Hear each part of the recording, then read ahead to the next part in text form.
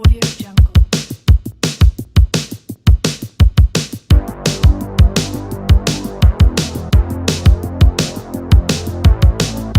Audio Jungle.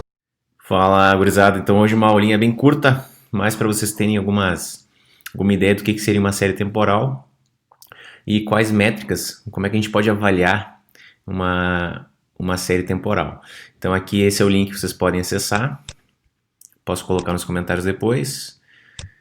A ideia de uma série temporal é uma série, um conjunto, né, uma coleção de observações feita ao longo do tempo.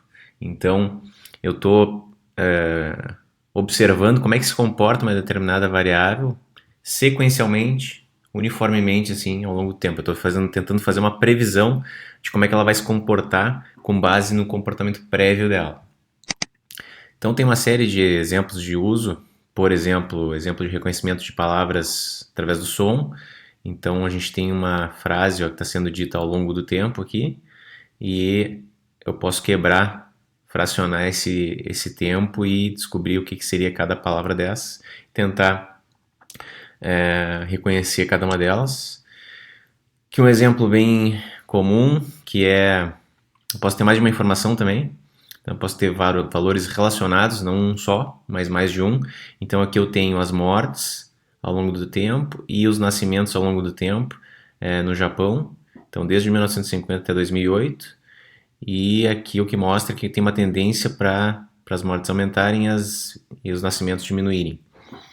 Então, a partir daqui em diante, está sendo feita uma previsão, um forecast. Até aqui eram dados reais, e aqui a gente tem a taxa de crescimento. E isso aqui é importante, tá? Vocês têm que entender como identificar, né, como analisar um gráfico.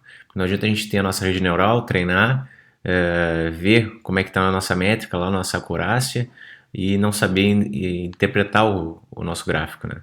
Então, quando vocês virem algo parecido com isso, aqui a gente tem três tendências, trends bem comuns. Então aqui a gente tem uma tendência de crescimento ao longo do tempo. Quando vocês verem alguma coisa que está crescendo assim, tem um outro comportamento bem tradicional que é chamado em inglês seasonality ou sazonalidade, que em determinados intervalos de tempo o comportamento se repete, então ele é cíclico e ele vai se repetindo.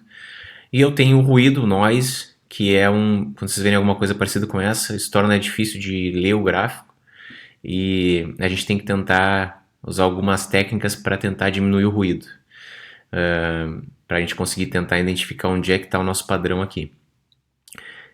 Então a gente pode ter os três casos ao mesmo tempo também. Então aqui a gente tem uma tendência de crescimento, ó.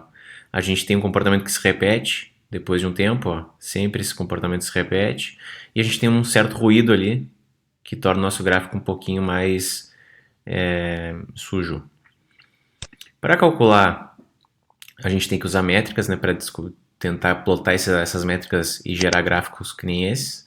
Então primeiro a gente tem que calcular um erro. Então um erro básico é pegar o que a gente previu e diminuir do que deveria ser previsto na realidade e diminuir do que foi visto atualmente, foi previsto de fato.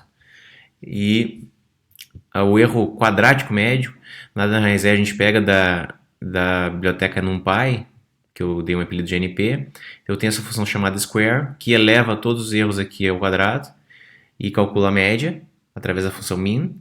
Então aqui eu estou desconsiderando todos os valores negativos, porque eu estou levando ao quadrado os valores, e eu posso fazer a raiz quadrada desse erro médio, então o MSE.